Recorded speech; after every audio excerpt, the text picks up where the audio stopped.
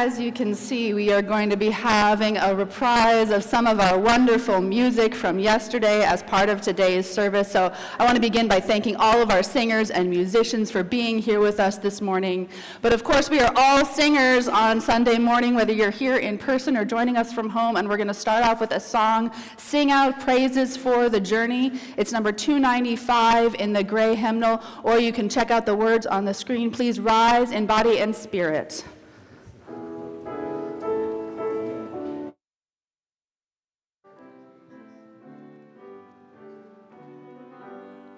Sing out praises for the journey, pilgrims we who carry on, searchers in the soul's deep yearnings, like a forebears in their time. We seek out the Spirit's wholeness in the endless human quest. Look inside your souls, the kindling of the hearth the pilgrims knew.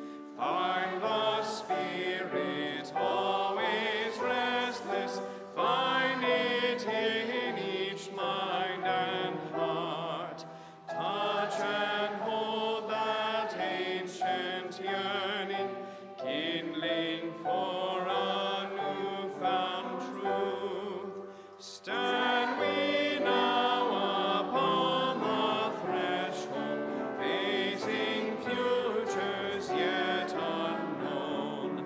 Hearth behind us, wayside hostel, built by those who knew wild roads. God, we ere their sacred embers, carried in our minds and hearts.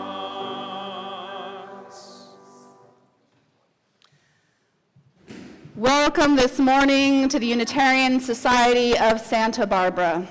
Welcome, whoever you are, wherever you are on your journey, whoever you have been, whoever you are becoming. Your whole self is welcome here this morning into this loving community of seekers, this place where we strive to learn to live with integrity, nurture wonder, and inspire the actions that transform us and transform the world.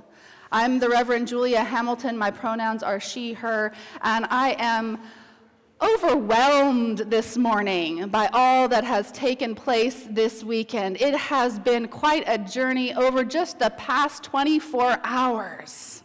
We have done so much as a community here at the Unitarian Society, here in Santa Barbara, and here in this nation. So just take a moment and take it all in. We are here together this morning after a magnificent showing yesterday in the park for the No Kings rally. How many of you participated in that in one way or the other? Take a look around. At home, if you want to type into the chat and say hello, say your name, we would love to see your participation here this morning as well. How many of you were here last evening for our joyful Jubilee? Yes, a huge thank you to the many, many hands and hearts who made that possible. It was a wonderful evening, and we are going to be picking the glitter from our hair for days to come. We've still got some sparkles here in our sanctuary and sparkles in our eyes, and so much gratitude for everyone who helped us celebrate the vision of this congregation that's going to lead us forward. And if you took some particularly great photos, we would love to have them. There's a QR code out in the coffee hour. You can email them to our administrator. We would love to collect these memories from the evening as we move forward with our capital campaign. And one thing I want to share from yesterday evening that was shared out by Lorraine, our board president, is that we surpassed our goal of reaching the halfway mark in pledges at this point in the campaign. This is huge news. We have now pledged over $1.5 million toward the $2.6 million goal. And for those of you who are here new and learning what we're about, this is our goal of building a campus that is both resilient and sustainable in times of crisis, solar and battery backup, so that we can act as a resource for the community in times of need. It's a vision of making the campus more inclusive and welcoming, providing access and accessibility to all of our spaces, and a way for building community, creating sacred space where everyone can feel seen and valued and welcomed. This is the vision we need for this community and the vision we hold for the world in these times. And it is a beautiful, shining, joyful thing to celebrate it together. Next Sunday, we're going to be having an open mic night. So if you have a creative side, if you have poetry, I hear some applause out there in advance. If you sing, if you do anything that you would like to share of your creative spirit with this congregation, come to the open mic night. Ken, where are you? Ken Beiser. Ken Beiser is the person to talk to about that. We hope to see you there. I invite you now to take a breath, to settle yourself wherever you are. Feel yourself part of this larger whole, this shining community where each of us takes our place as we ring our bell and let the sound connect us.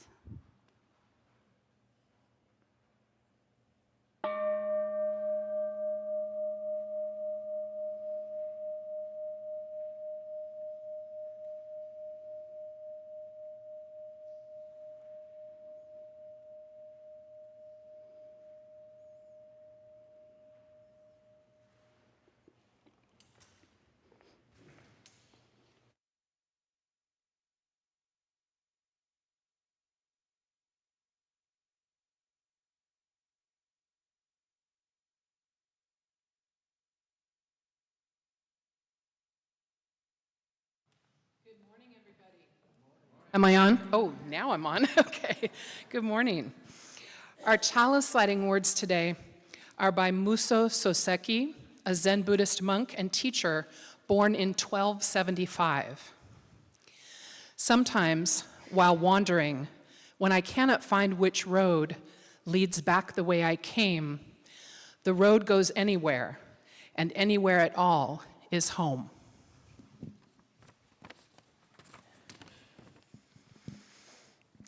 So I'm also here to share a good thing today. Every week, we look for something good in the world and share it out. Because it's important, especially now, I think, that we know about good things happening. So, as Reverend Julia mentioned, my good thing today is the No Kings protests yesterday. And I saw a lot of hands go up. Show me again. Raise your hand if you were there, involved in some way. Wow. That is really, really a beautiful thing to see, all those hands.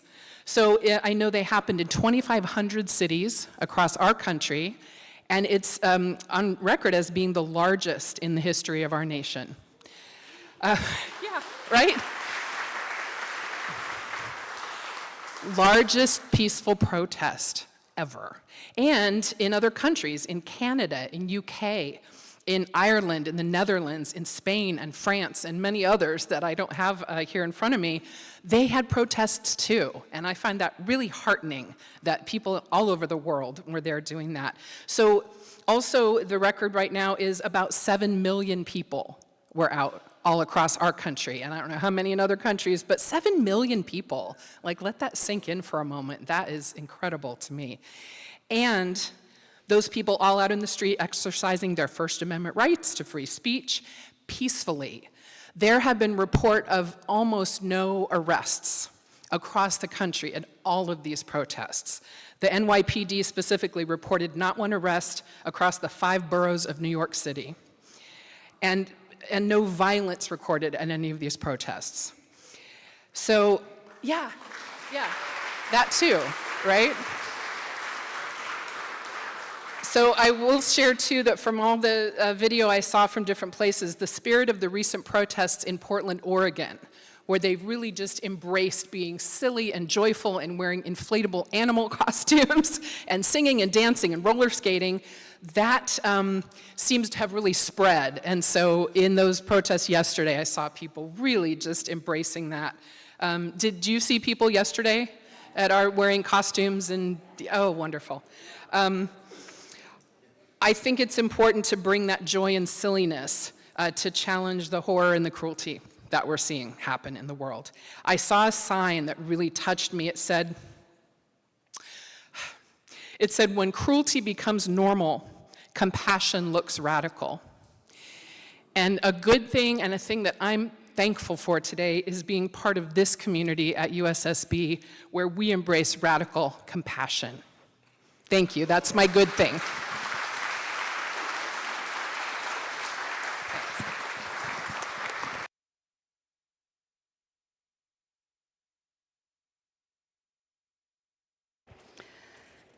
We are going to take just a brief minute to get to know one another, to say hello to someone who is sitting next to you, to extend that word of welcome and greeting for just a moment before we gather together in song. So say hello to the person sitting next to you.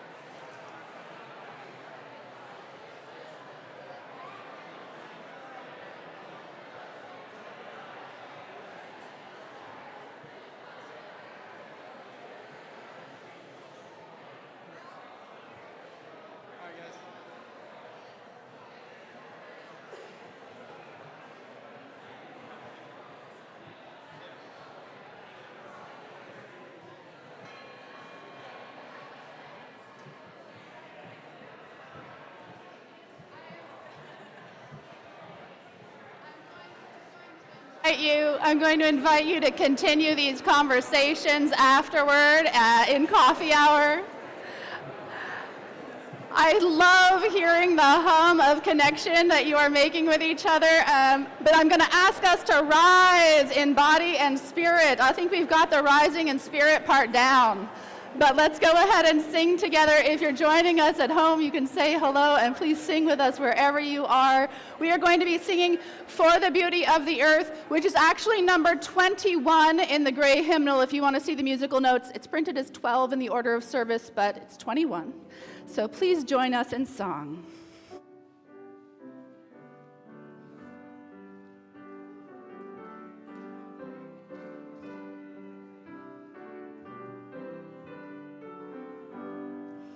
For the beauty of the earth, for the splendor of the skies, for the love which from our birth over and around us lies, source of all to thee we raise this our hymn of grateful praise.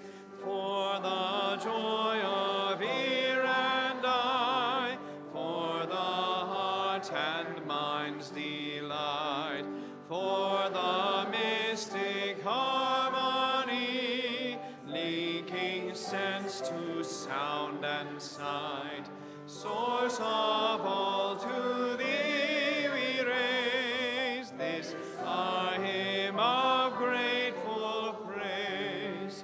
For the wonder of each hour of the day and of the night, hill and vale and tree and flower, sun and moon and stars of light, source of all to thee we raise this our hymn of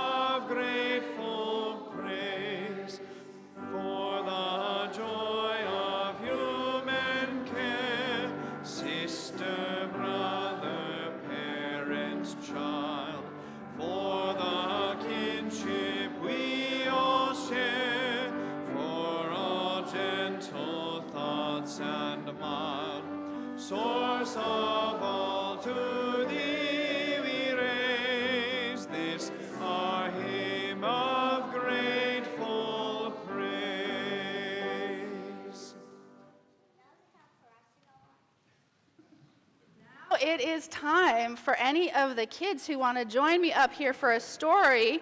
Excellent, Jasper's already on it. He is inviting everyone, but today, Jasper, I'm going to invite all of the kids and youth who want a better view to sit in this front pew here because my story is going to have a lot to do with the images that are shown on the screen here. So come on up if you want a closer look. You can sit here. You can also sit on the floor. That's fine, wherever you can see. We might need to make room in here for everybody. You can sit by Matthew. You can sit over there by Brent. All are welcome.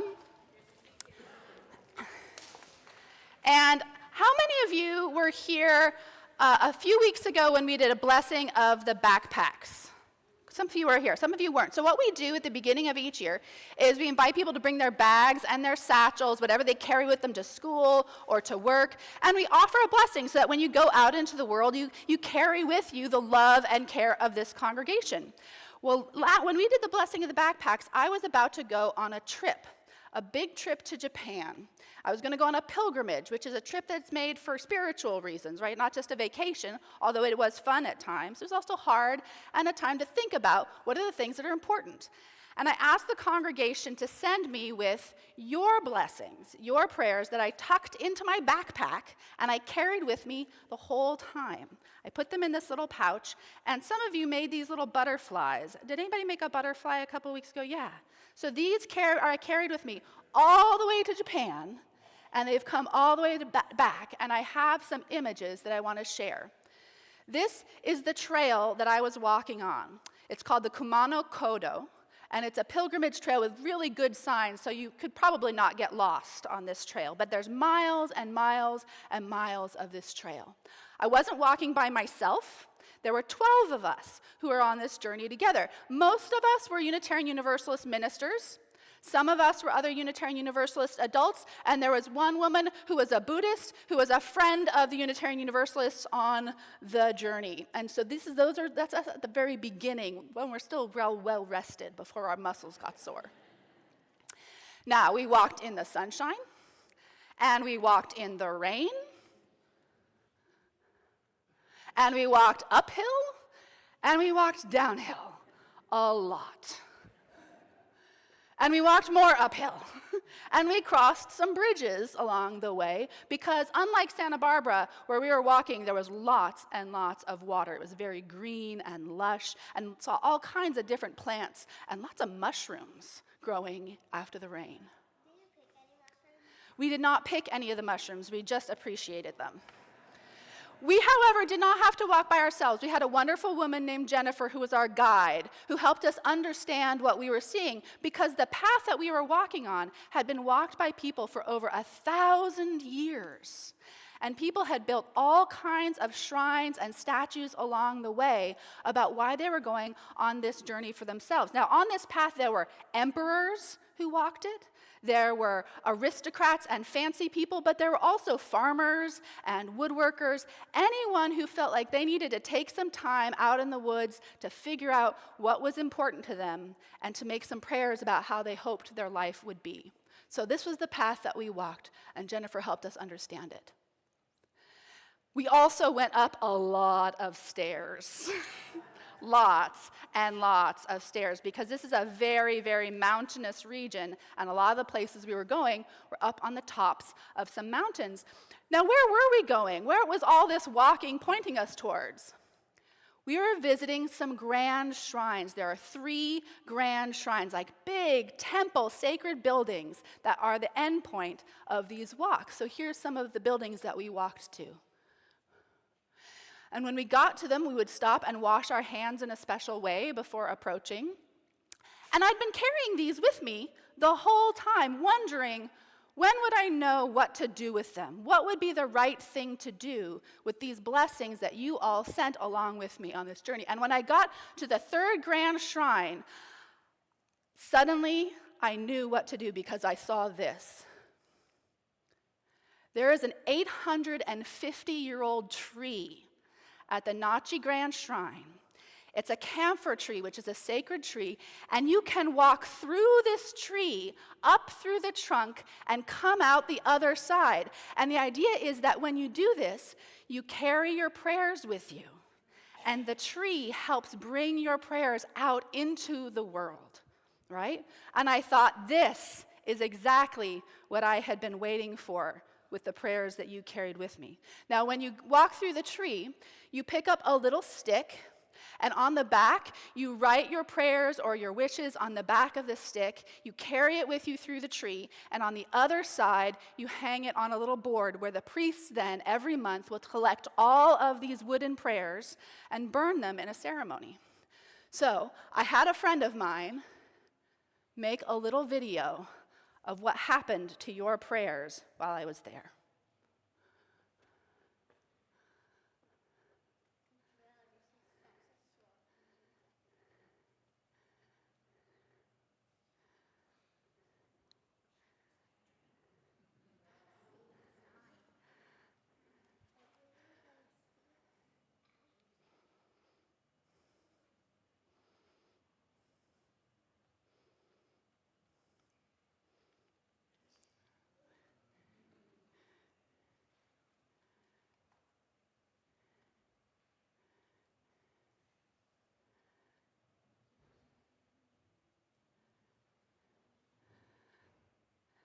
And there they are, the prayers of this community, traveling far, far beyond, over an ocean, miles and miles away, to be held by people around the world.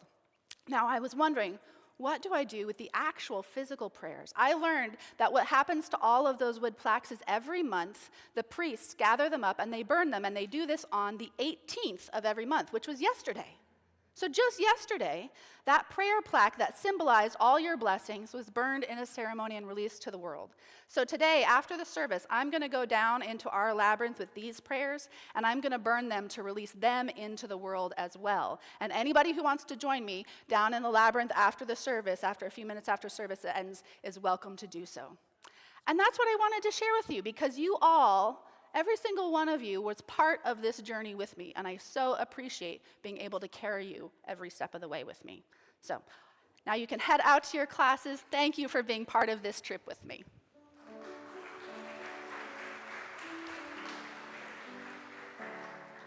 We hold you in our love.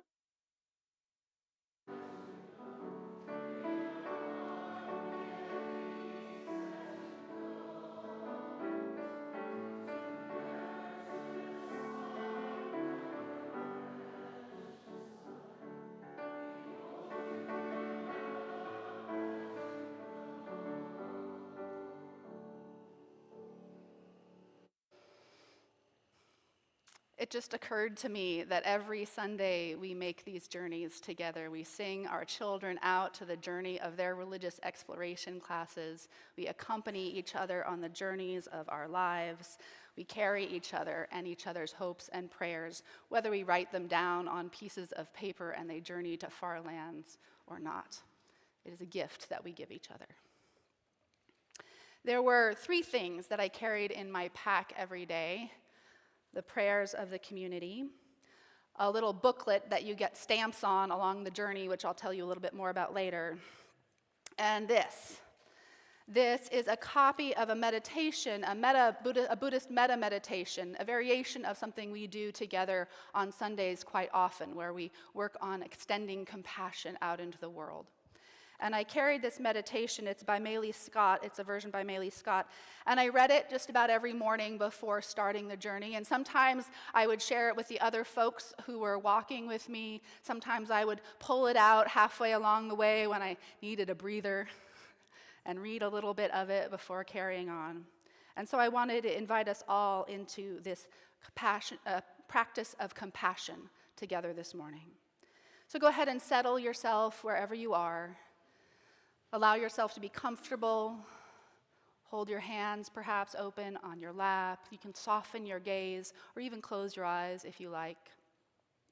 Feel your breath moving in and out of your body. This is what should be accomplished by the one who is wise. May I be well, loving, and peaceful. May all beings be well, loving, and peaceful. May I be at ease in my body, feeling the ground beneath my seat and feet, letting my back be long and straight, enjoying breath as it rises and falls and rises.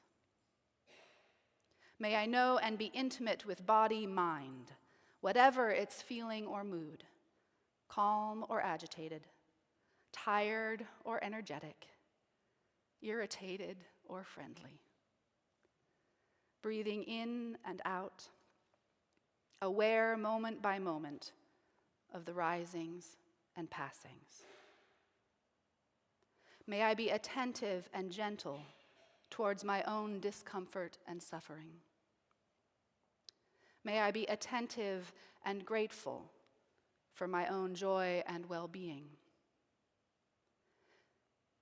May I move toward others freely and with openness. May I receive others with sympathy and understanding. May I move toward the suffering of others with peaceful and attentive confidence. May I recall the Bodhisattva of compassion, her 1,000 hands, her instant readiness for action, each hand with an eye in it, the instinctive knowing what to do. May I continually cultivate the ground of peace for myself and others, and persist, mindful and dedicated to this work, independent of results. May I know that my peace and the world's peace are not separate, that our peace in the world is a result of our work for justice. May all beings be well, happy, and peaceful. Let us enter into a time of quiet.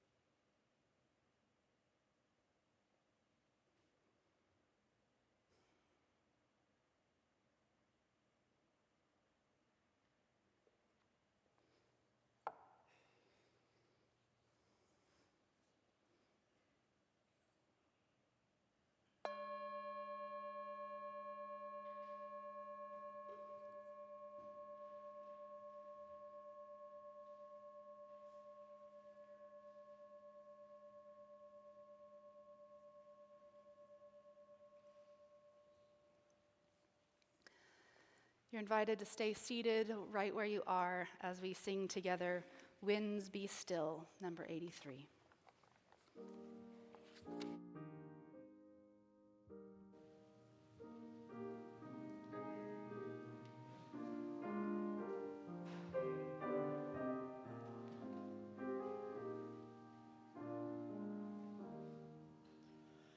Winds be still,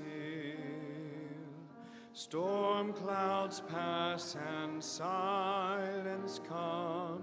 Peace, grace this time with harmony. Fly, bird of hope, and shine, light of love, and in calm let all find tranquility.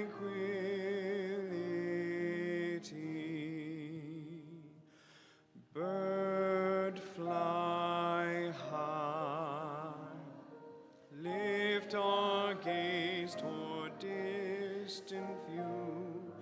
Help us to sense life's mystery.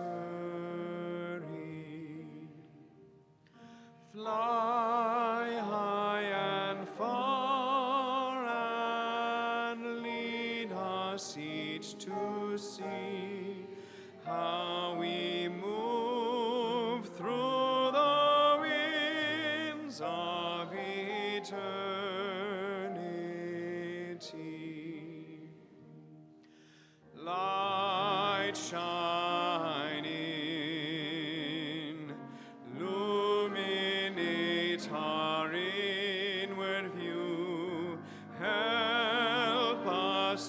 to see with clarity.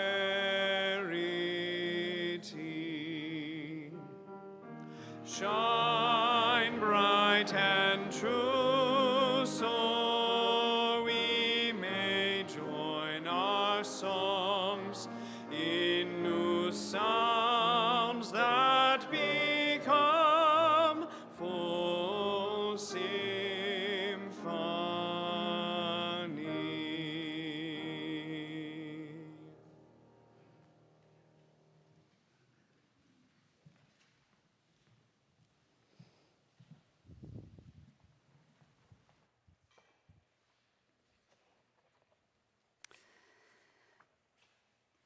When my friend and colleague, the Reverend Joseph Santos Lyons, put out a message this past January asking if anyone would be interested by any chance in joining him on the Kumano Kodō pilgrimage trail in Japan, I immediately said yes, without knowing very much about what I had just said yes to and put a deposit down on. I did not know much about the journey I would be taking. I only knew that I trusted Joseph, who I had known since we were both high schoolers in National Unitarian Universalist youth conferences back in the day. And that when he issued that invitation back at the beginning of January, we had just the barest inkling of what the next 8 months or so would come to pass. But even back then, I knew that I needed something to look forward to, something that would nourish my spirit. And a pilgrimage sounded exactly like what I needed. So before I share with you some of the spiritual lessons that I carried back from the trip, I wanted to share with you a little bit about what the Kumano Kodō is, because it is not a familiar phrase for most folks. And because Unitarian Universalism values religious pluralism, and we find wisdom in many paths, understanding the landscape of our human experience is part of our own spiritual journey, wherever we are. So this is a little bit about the particular landscape of the Kumano Kodō. This is the map of the different pilgrimage routes that lead to those 3 grand shrines I referenced. And it is one of the 2 UNESCO-recognized World Heritage pilgrimage sites in the world, the other being the Camino de Santiago in Europe, which is far more well-known than this one. It is primarily related to the Shinto tradition, and although there are Buddhist elements as well, and it also pulls in local spiritual practices indigenous to the Kumano Mountains where you travel through. Shintoism is a nature-based animist tradition with deities called kami that inhabit all parts of the natural world. It is a very place-centered tradition. And the most recognizable symbol of Shinto for most people is the Torii Gate, which you see here. And we walked through the largest Torii Gate in the world, you can see there on the left, which was built in 2000, and it marks the original site of one of the grand shrines after it had to be moved after a flood in 1889. The Torii Gates signify the entrance to a shrine, marking the shift from the mundane world into sacred space.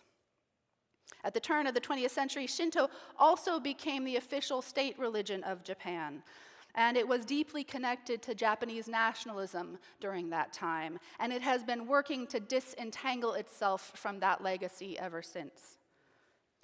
And in Japan, Shintoism and Buddhism exist in a deeply intertwined relationship, and most people engage in both Shinto and Buddhist practices.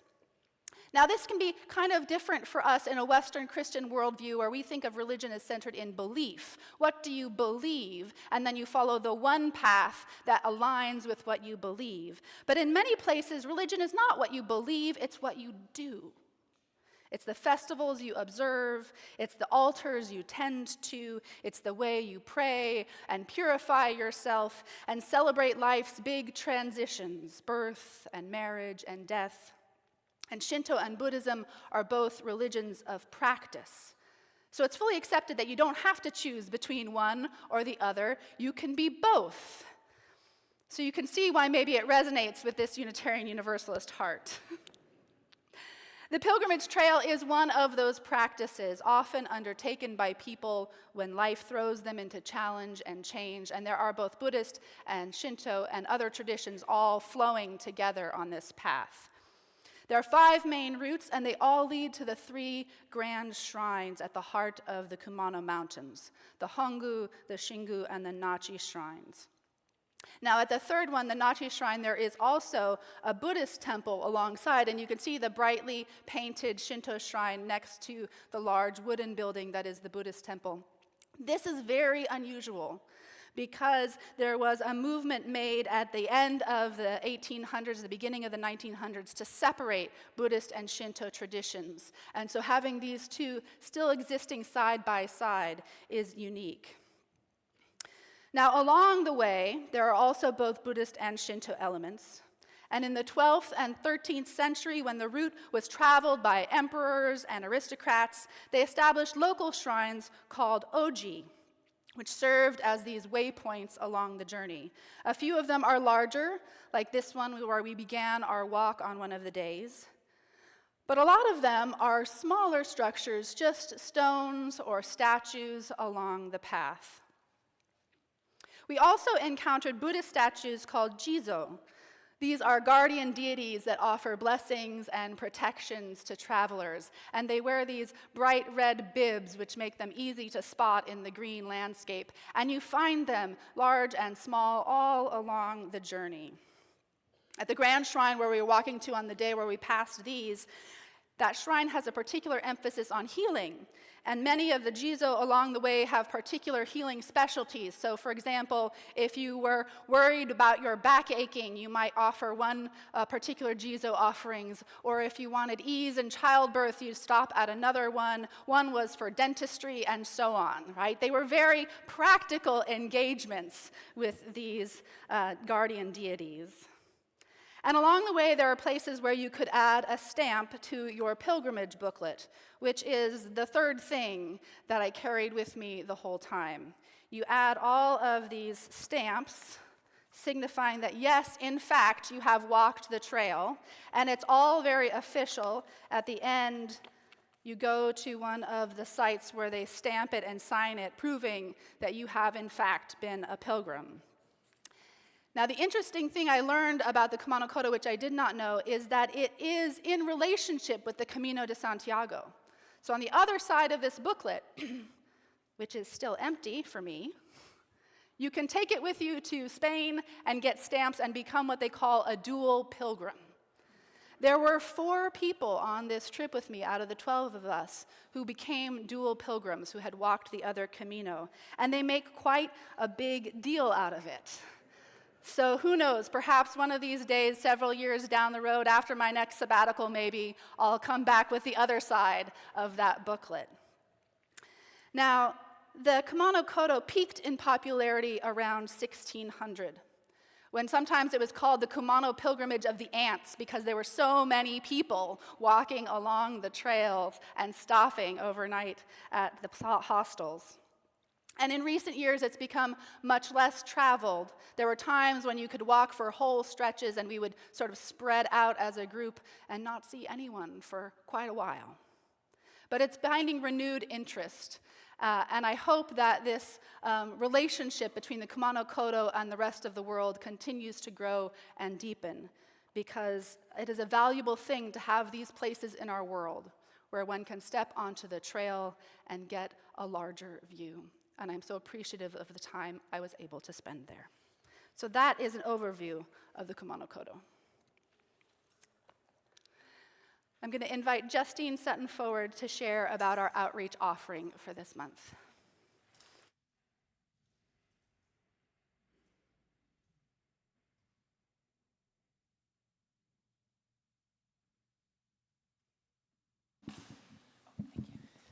Hello again. Hello again. Hello. So as you know, each month we offer a portion of our plate, our donations, to an organization in our community that's living our values. And the offertory partner for this month is the Immigrant Legal Defense Center. You probably are aware of them. They're a nonprofit organization who offer pro bono legal assistance to immigrants in our community, and they offer a lot of support, and we're very grateful for that. So please give as generously as you can. And please join me in saying our affirmation of gratitude and giving. Let us be grateful when we are able to give, for many do not have that privilege. Let us be grateful for those who share their gifts with us, for we are enriched by their giving. And let us be grateful even for our needs, so that we may learn from the generosity of others.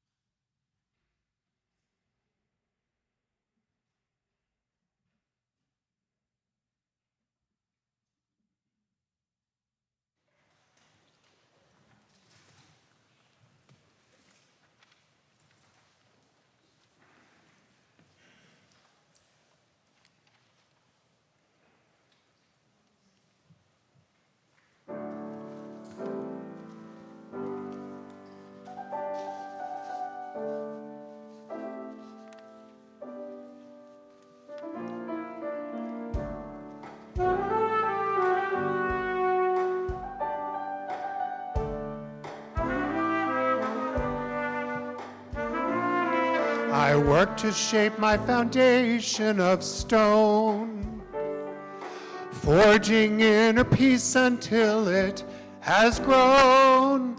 Upon it I will craft a dwelling with care, by welcoming friends to trust in and share. I will help you frame this house to be sturdier set, laying bricks of love and hope in duet.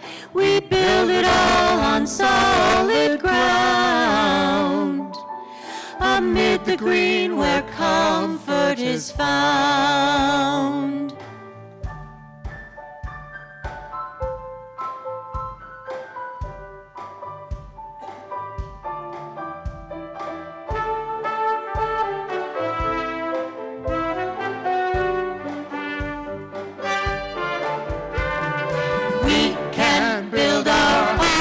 We can build our home by joining hands.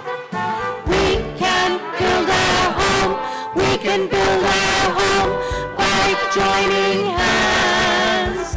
In community, we fill our house to help it gleam. Living words of wisdom to support our dream. Together we build a vibrant home, so it will stay with us wherever we go. We can build our home. We can build our home by joining hands. We can build our home. We can build our home by joining hands. We can build our home. We can build our home by joining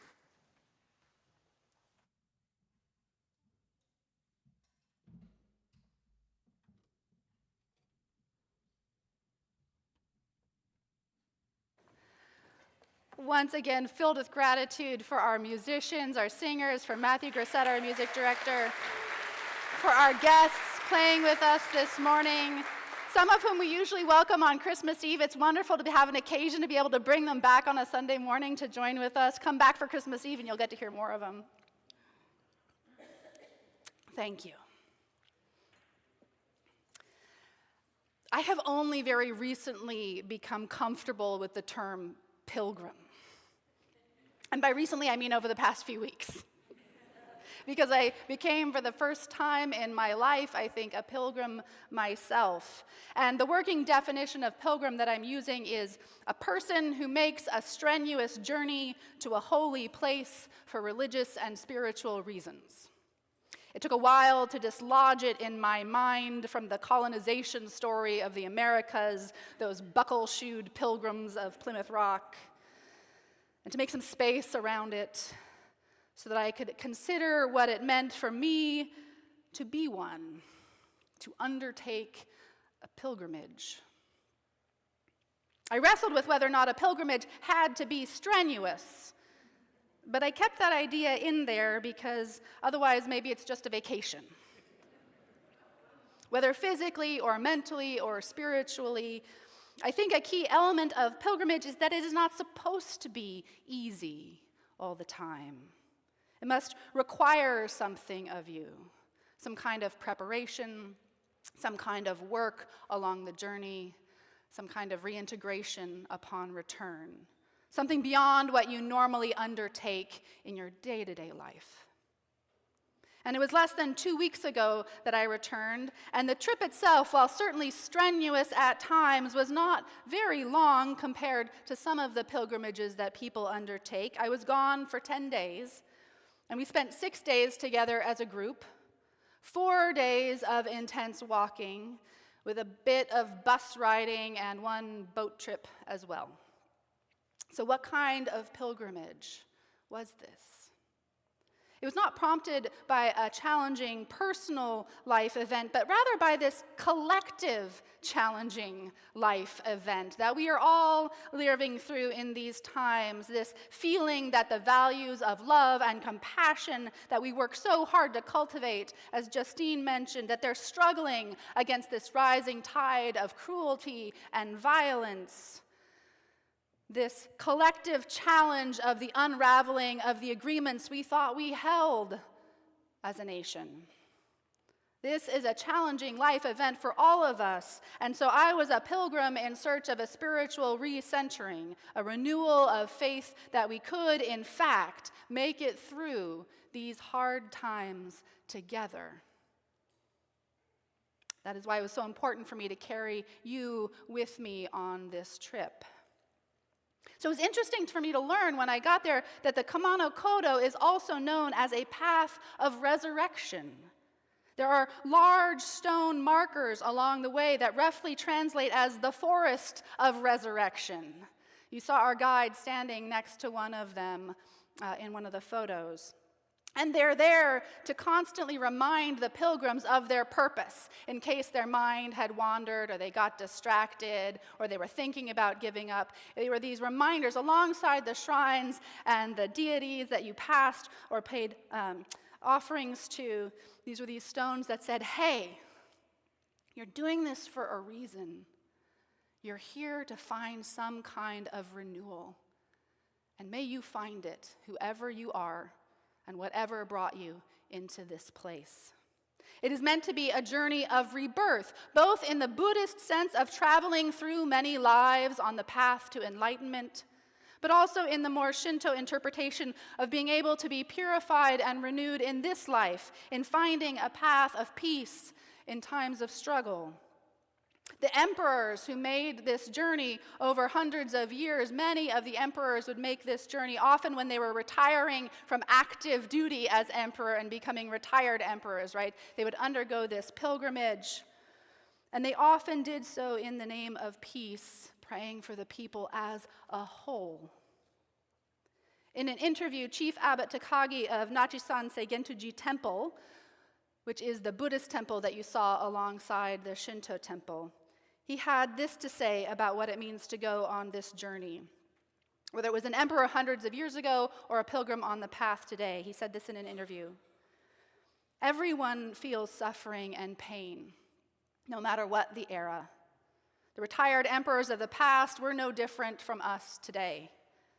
He goes on to say, Kumano has acknowledged the resurrection of all people who visit, regardless of their faith, ethnicity, and gender, for over 1,200 years.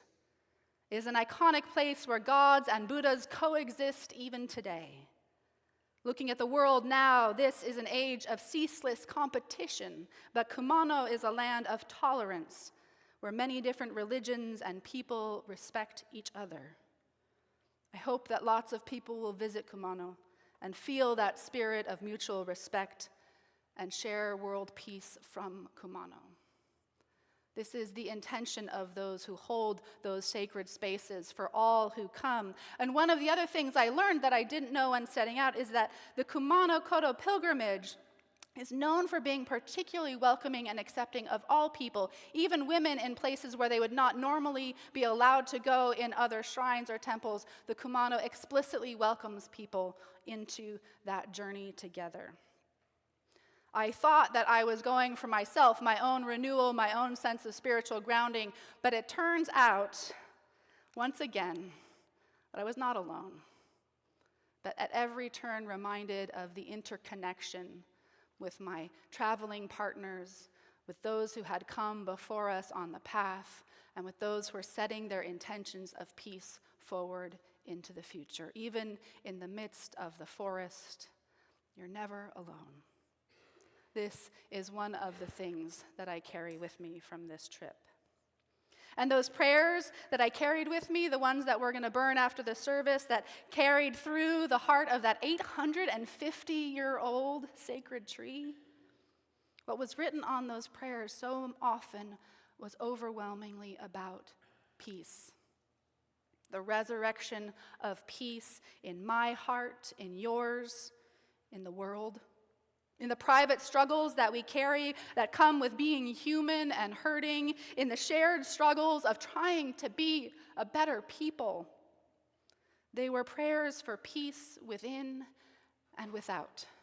And so that became the prayer that I repeated each time I approached a shrine to make an offering, each time I washed my hands at the fountain before entering the sacred space, each time I paused to catch my breath on the journey.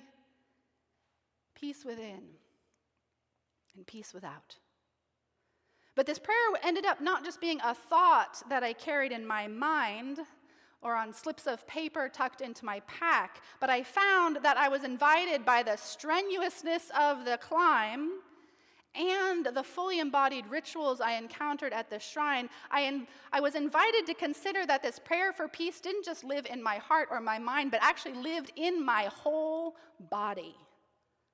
And the way my body moved through time and space over the course of the days as we walked deepened this prayer. There's a very specific way you go about praying at a Shinto shrine, and it starts at the torii gate. Before you even get to the buildings, it starts at the torii gate where you bow before entering. And then at the fountain in front where you wash your hands in a very specific pattern, left and then right. And then you rinse out your mouth to prepare it for the prayers you want to make. And then you wash your hands again. And then the smaller shrines, they have one place to pray, but the grand shrines have many shrines within them, and you can choose which deity might be most appropriate to your particular need for a blessing, or you can approach them all. And so when you approach where the kami is seated, right, inside where you can't see, just a stone and a mirror, no anthropomorphic statues in the Shinto tradition, unlike in the Buddhist temples. You approach, and the first thing you do is you drop your offering in the box, and then you ring this big bell. There's a big rope that hangs down with this bell at the top, and you ring it to get the attention of the deity in the shrine.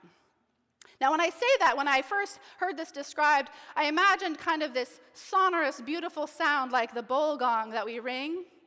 No. These bells jangle like a set of big keys at the top of the rope. They are certainly attention-getting. And then you bow twice with your full body. They say 90-degree angle if you can make it. And then you clap twice to say, hey, I'm here. And only then do you silently say your prayers. You identify yourself, say the prayer, and you end with one more full bow.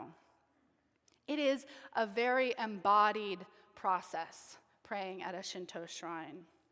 And this ritual practice attending to the physical relationship between yourself and the sacred sites that you are entering through the gate before you even begin the process of prayer, it's a very different way of approaching religion than many of us are used to. We are inheritors of a very heady faith, us Unitarian Universalists, right?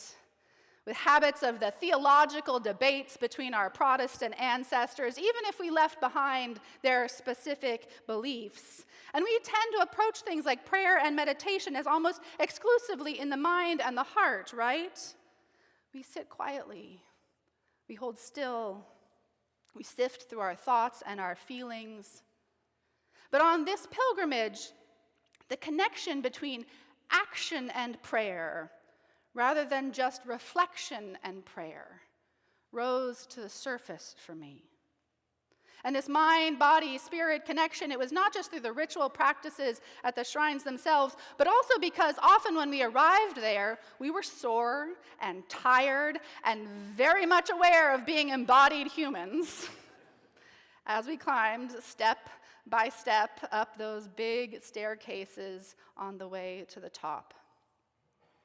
The soreness in the muscles becomes a prayer.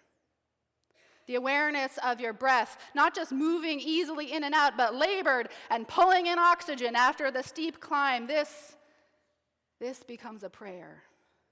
The sweat pooling in the small of your back because it was warm and humid, this becomes a prayer.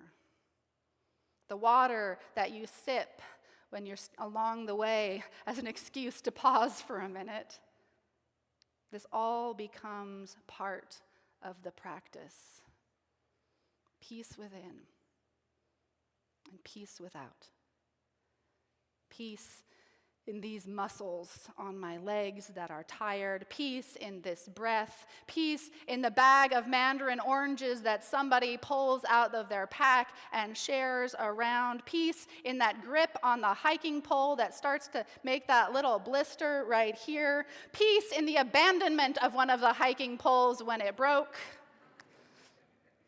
peace in the awareness of limitation and in the awareness of ability.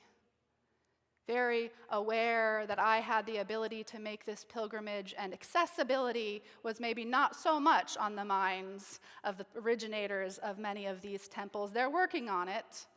You could see a few signs here and there, but for the most part, I was very aware of the privilege I held to be able to make this journey in the first place. And all of the grand shrines could be reached by bus or car if you so chose, but it is a different choice to approach them on foot through the mountains. It was a reminder that peace is made in the world not by what we believe, but by what we do. Peace is made in this world not by what we believe, but by what we do. And if I could carry one thing back with me from this trip and hold it going forward, it would be that sense of embodied presence, that wholeness, that reminder that that work of doing justice and building community must and necessarily coexist with the capacity for a grounded, compassionate self. Peace within and without. Peace here within and without. A whole self, undivided, rejecting once again that dualism that creeps into nearly everything if we are not careful. Rejecting that idea of self and other, us and them, male and female, heaven and hell, human versus the world, sacred versus the profane. My friends, it is all one thing. And sometimes in our day-to-day lives, we can get caught up in those divisions because they are pushed so hard onto us, caught up in the compartmentalizations, the estrangements, the separations. And when you find yourself going down that path, being pushed into that divided self, consider what it would mean for you to become a pilgrim, just for a short time, to engage in the work of making a journey to reconnect to that wholeness that is inherent in all of us, that is a gift of this world, if only we notice it and embrace it and let it call us towards that compassion and peace within and without. May it be so. Blessed be, and amen. Let us sing together, Our World is One World. Please rise in body and spirit. It's number 134.